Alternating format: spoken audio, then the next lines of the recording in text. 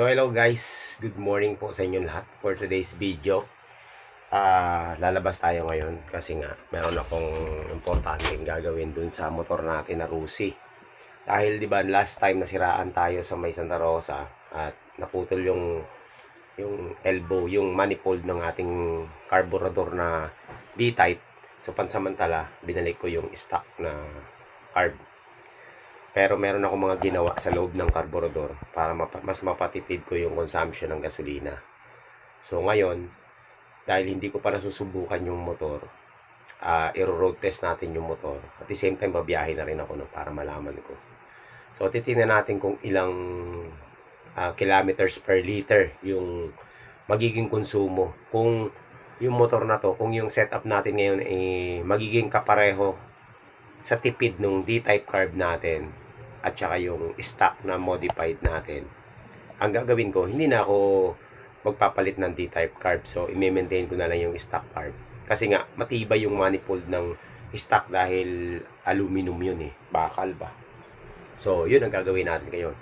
Pero kung hindi magbabago or malakas pa din sa gas yung stock carb, mapipilitan akong ibalik yung D-type carb na ginawa ko, tapos yung manifold na in-order ko.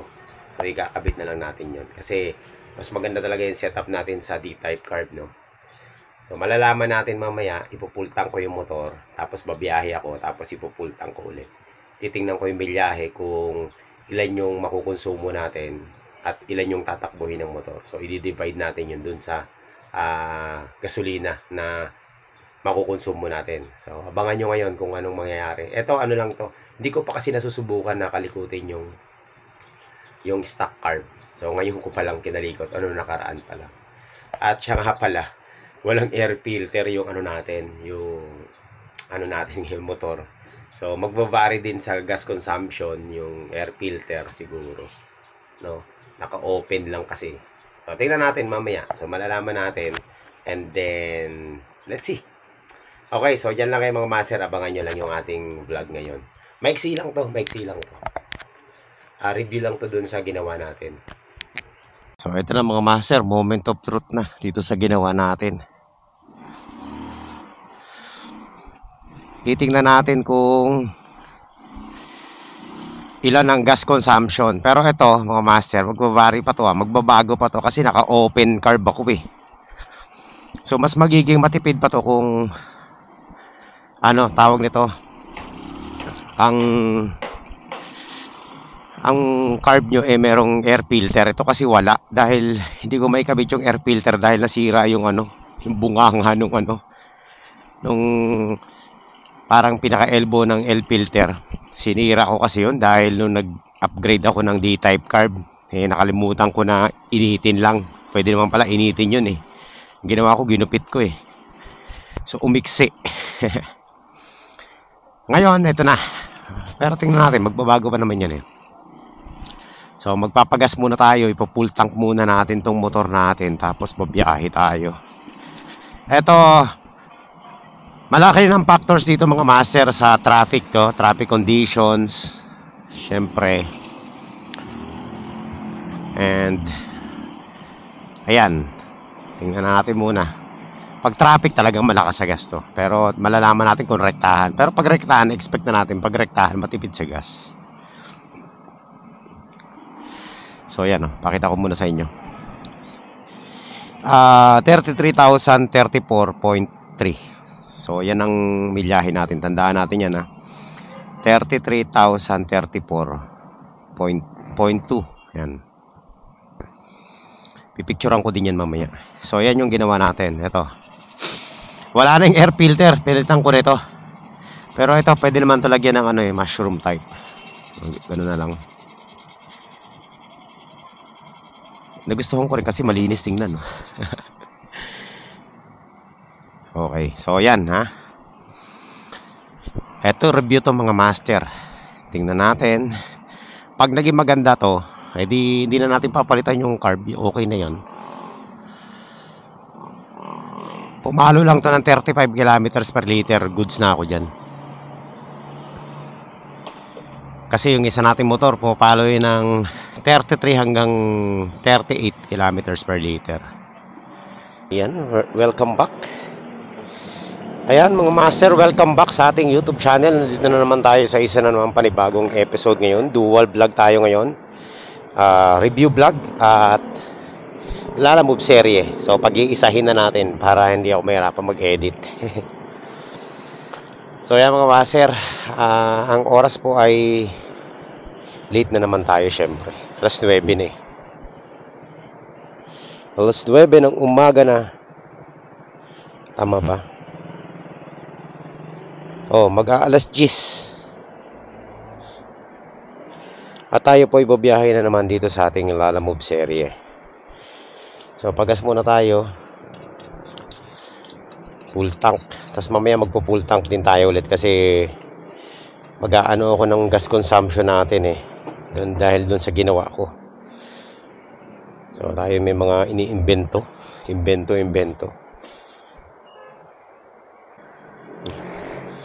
Yeah, papawin mo lang. Kasi magbibilang ako ng kilometro per liter eh. Okay mga master, wala pa tayong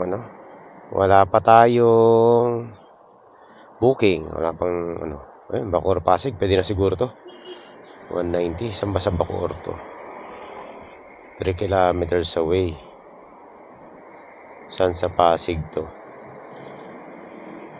Pwede, sige tirahin natin to. Ay, naunahan ako. Bagal kasi natin eh. Bayan. Master. Dahil sa luwag ng paghinga nung motor, wala kasing air filter. Medyo lumakas yung hatak, no? Medyo naging responsive siya. Okay, yan ang review natin. First, impression. Alright. So, ayan mga master, nandito na po tayo sa ating pick up. Dito raw sa tapat ng New Creation. Ayan, I'm sure dito yan. Tawagan natin para Sir, picture ako lang po yung booking. Sige. Eto boss. Yun na lang po yung bayad, sir, ha? Oo. Okay, let's go. Abang muna tayo ng booking mga master. So ayan mga master, meron na tayong booking. Tirahin na natin to papuntang Taguig.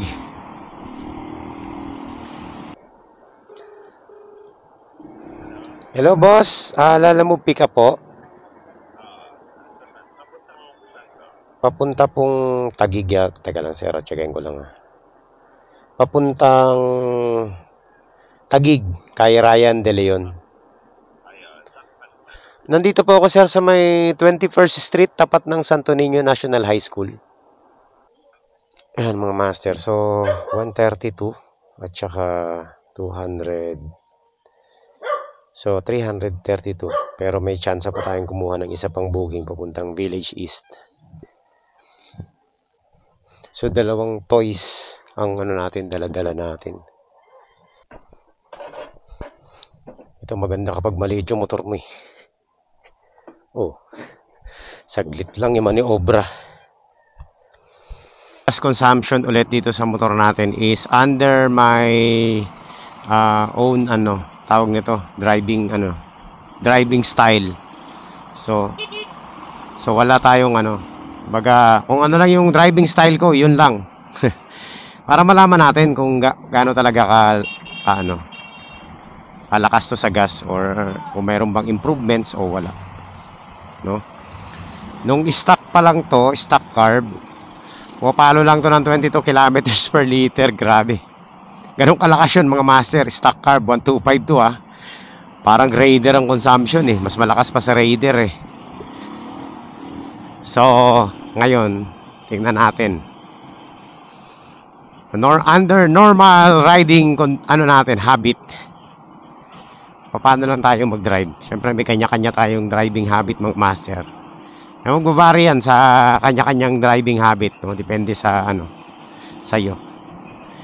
Okay? So para mas maliwanag lang. And wala akong back ride syempre. Lilinawin ko yung dun sa mga nagtatanong, no. Magkaiba ang consumption ng isang sasakyan or isang motor depende sa load niya, no? So tayo po mga master, walang back ride.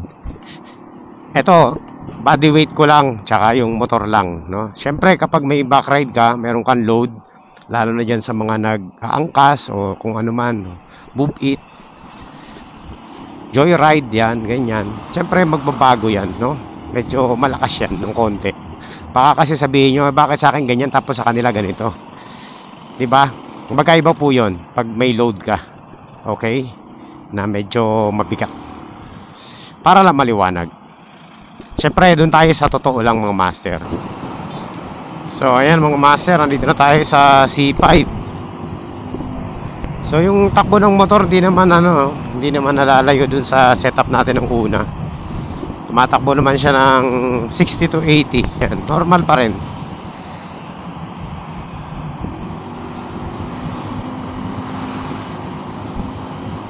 Kahit paano, kung city driving, hindi naman natalo kasi yan, oh. Tignan mo, tumatakbo siya 70 plus, oh.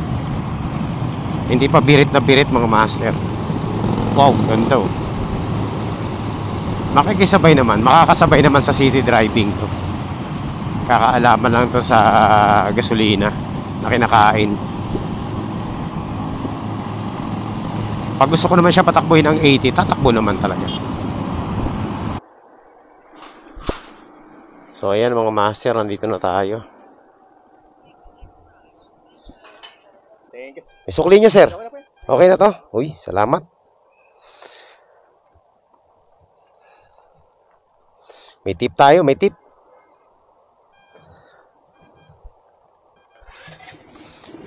Panalo buhay na mano natin.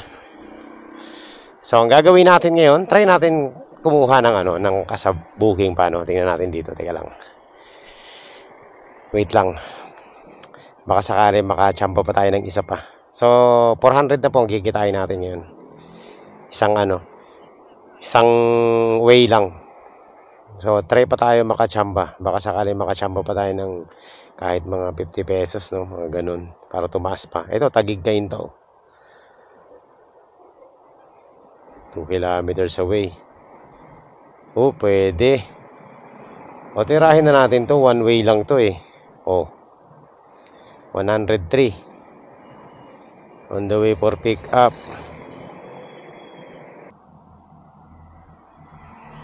So, konti na lang mga master. Konting-konti na lang. Nandito na tayo sa ating pick up. Oh, yun naka-pink.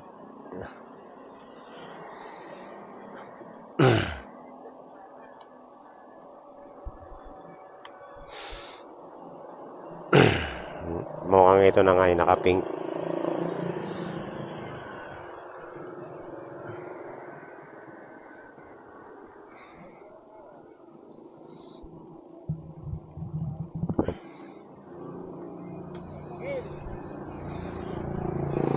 Ayan. Kainta, no? Kainta? Okay.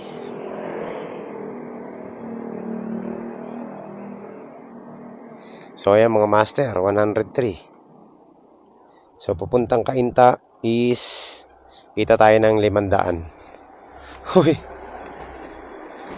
Para tayo na ganun ito mga master, ah. Para tayo nag long ride. 12 kilometers lang ang tatakbuhin natin. Tirahin na natin to.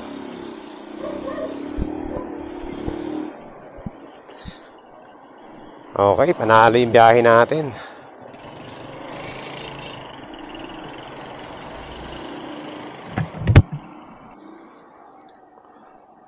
Okay. So mga master, nandito na po tayo sa ating sa ating drop off. Ito, 138. Tawagan na natin.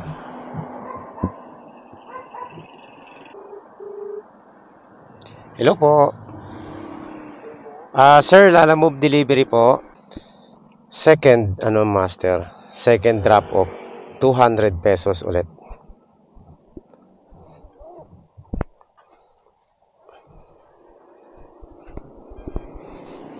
Eto, sir. 200 na kaya? Oo. Salamat. Okay, thank you. 400. Okay. So, yan mga master, nandito na po tayo sa ating drop-off. Ayan, dito tayo sa Pasig. Ay, Pasig, Kainta pala, sorry. Ayan. 103 lang. Sir, wala ba kayong 3 pesos lang? Ayan. 100. Okay na. Sige. Salamat, boss.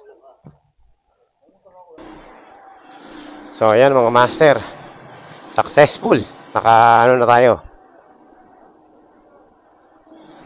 500 plus ang kinita na natin, no?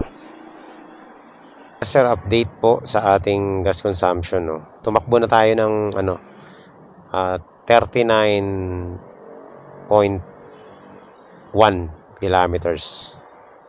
At full tank pa rin tayo. May nabawas na pero hindi naman ganun karami, no? Konti lang. So, update ko na lang kayo mamaya. Pag nagpagas tayo kung ilang kung ilan yung computation natin dyan sa gasolina natin. Kaso, ang ganda ng booking natin mga master pabalik. Papunta rito pero yung pabalik wala.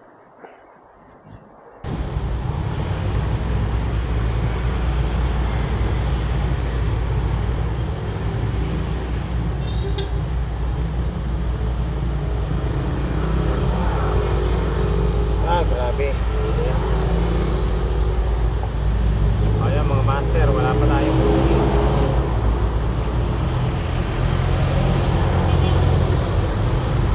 Nandito tayo ngayon sa may Felix Avenue, malapit sa may Vista Verde. So nag-aantay na lang ako ng booking pabalik ng Las Piñas. Kaso wala eh. Wala maganda-gandang pera.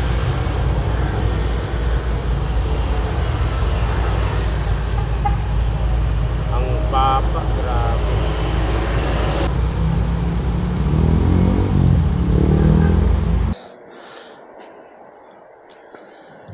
Okay mga master, grabe ang tumal dito sa pwesto natin eh.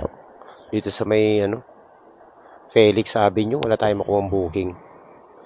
So baka bumaba muna ako ng Pasig, doon na tayo magantay sa Pasig ng booking, pabalik ng South. Wala eh. Negative tayo nito mga master. 4th floor mayor's office. Pass na agad to, cancel ko na to.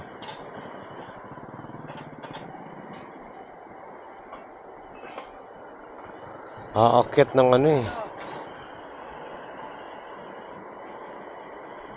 aakyat ng 4th floor eh.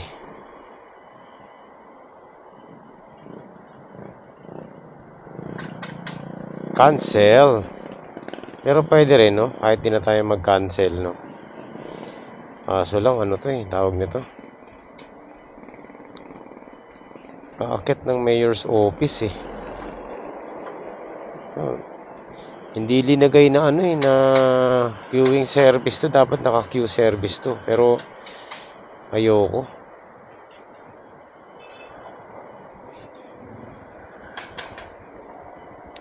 Hanap muna tayo ng kasabay nito. Ito pwede. Tirahin natin tong isa. Ayan, yan. So meron na tayong booking mga master, dalawa. Pero itong isa hindi ko to kukunin kasi aakyat ng building eh. Cancelin na natin tong isa mga master. Hello po. Lalamove sir, nandito na po ako sa may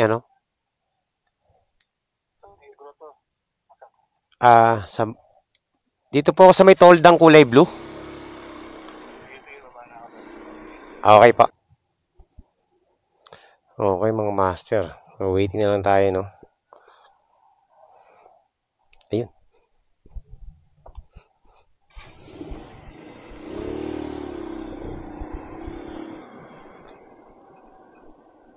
Yon. Sige sir. Okay na. 1,330 lang. Okay. Salamat po. Okay. 1-0.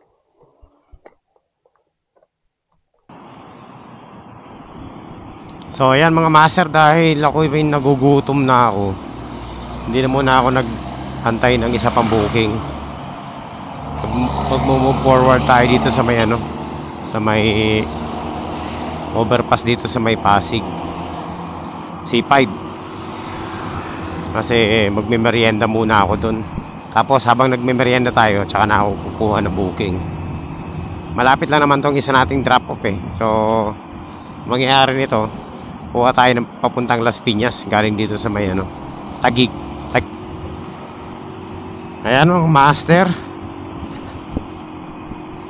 So ang ano po natin, ang gas consumption natin, reading natin is 33,082.2. Ayan, nabawasan na po siya ng ano, ng 1 bar.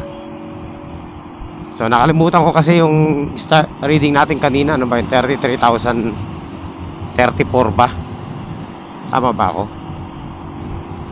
O 33,000, tama, 33,034.3 if I'm not mistaken So after ano 49, tama ba? 34 eh, plus 80, 82. So after 48 kilometers, 49 kilometers. So after 49 kilometers at saka lang siya nagbawas ng gasolina, no? Tsaka lang nabawasan ng 1 bar yung ano natin, yung full tank natin. So in short mga master, halos kapareho ng gas consumption ng ano natin, tawag nito, D-type carb, yung ano, yung ginawa natin. Oh, not bad. Pero hindi pa rin ako magre-rely dyan. Doon pa rin tayo talaga sa ano, sa ipo-full tank natin to mamaya pagbalik, para malaman natin yung gas consumption talaga. Yun ang pinaka-accurate eh. So dito kasi minsan malalaman lang natin pag tumagilid yung motor, nagbabago yung reading ng ano eh, ng yung reading ng gauge eh. So tingnan natin mamaya. Yan mga master, nandito na po tayo sa ano, sa drop off natin. Alam ko nakapag drop off na ako dito sa may church na to, no? Ito po, muntik na akong habulin ng aso eh. Okay na po yan, bed na po yan.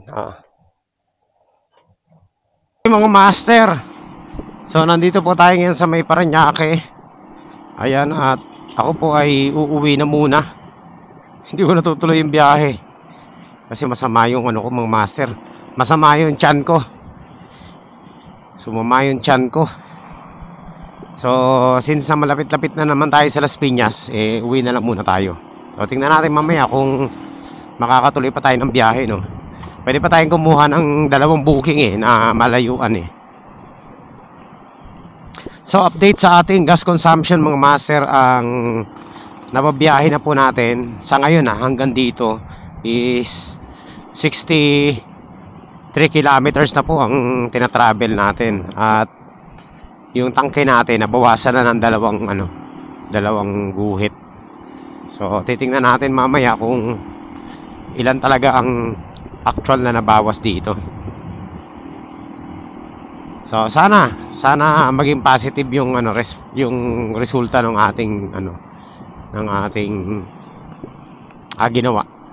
Or kung sakaling ano naman, medyo malakas pa, may mga adjustment pa naman to. Kasi hindi ko pa na-adjust yung ano niya, hindi ko pa natutunan na maayos to eh. Hindi pa rin tayo nagpa-plug reading. So wala pa tayong plug reading para malaman natin kung kumusta yung ano, sunog, kumusta yung ano ng gasolina, no, consumption. Makikita kasi natin yan sa plug reading eh.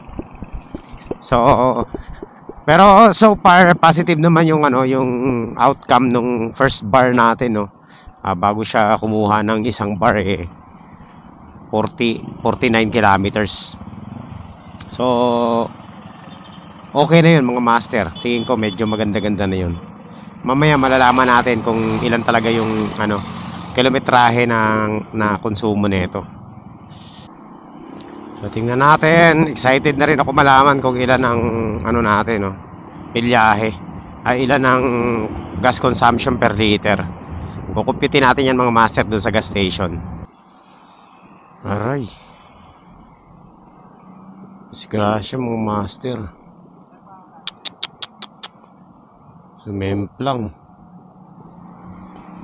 may edad pa naman dyan sa kurbada. Kapag medyo matuling ka dyan, tapos di ka marunong sa kurbada, overshoot ka dyan sa ano, island. Ang dami ng nano dyan, nadali sa ano na yan, kurbada na yan.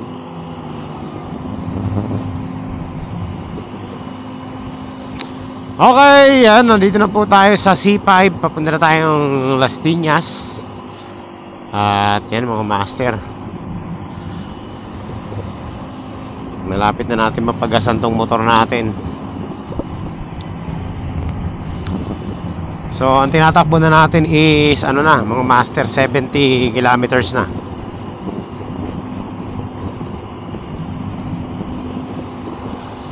Hindi naman nagbabago yung performance nyo. Kaya pa rin tumakbo ng ano, maganda pa rin yung takbo nya, normal pa rin. Takbo naman siya ng 60, 70, 80, pwede na yan.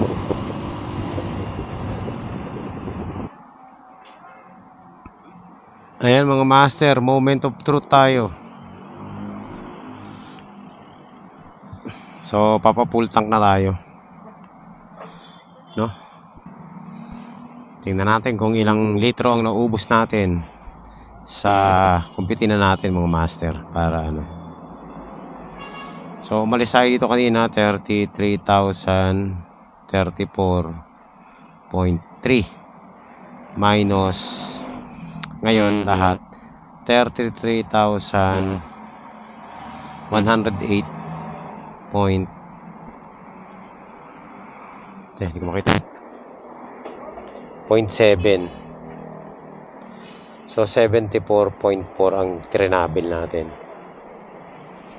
74.4. Yan. 74.4 ang tinakbo natin mga master. Titingnan natin kung ilang litro yung makukonsumo natin. Nakonsumo natin. I-divide natin yan. Mga 120. Kaya yan.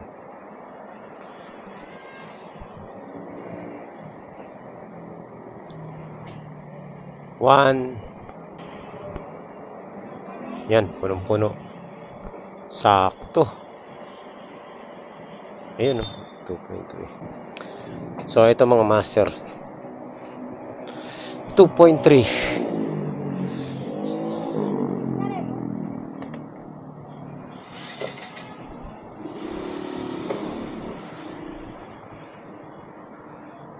So i-divide natin sa 2.3. Divide 2.3 equals 32.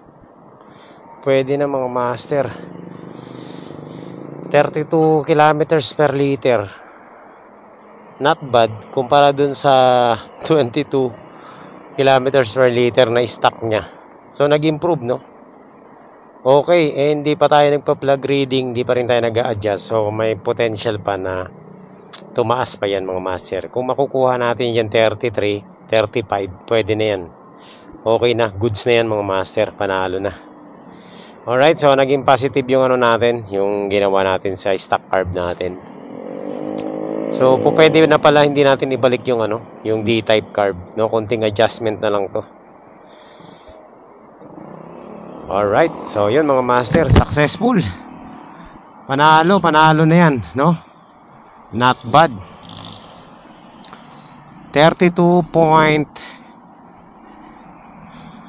teka, to be exact, 32.34 kilometers per liter. So all goods yan mga master. So ayan, quality ang ano natin, ang ginawa natin, no, sa carburetor natin. Magkakaroon pa tayo ng konting adjustment pa, kaya magiging maganda pa yung ano nyan, konsumo. Pag nag plug reading tayo magkakaalaman yan. Okay, so yun lang mga master. Hanggang dito na lang ang ating vlog for today. And sana mayroon kayo natutunan dito at nag-enjoy kayo sa panonood. Alright, so maraming salamat po. Kita-kits po tayo next time. God bless po sa inyong lahat. At ako muna pansamantalang magpapaalam. Kita-kits!